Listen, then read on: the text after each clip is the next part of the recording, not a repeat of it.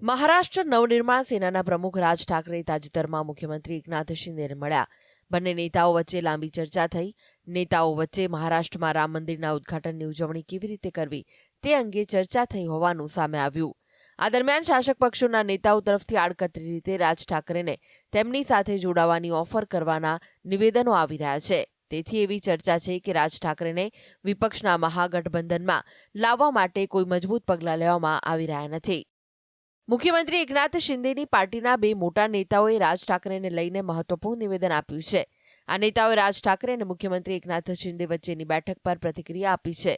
મંત્રી શંભુરાજ દેસાઈએ કહ્યું છે કે અમે રાજ ઠાકરેને આવકારવા તૈયાર છીએ.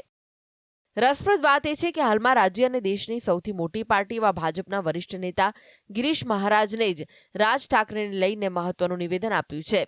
તેમણે રાજ ઠાકરેને સમાન વિચારધારા ધરાવતા ગણાવ્યા. તેમણે કહ્યું કે જો તેઓ આવી રહ્યા છે તો કોઈને વાંધો ન હોવો જોઈએ. ટીકા ત્યારે જ કરવી જોઈએ જ્યાં ભૂલ હોય. અમે સમાન વિચારધારાવાળા છીએ.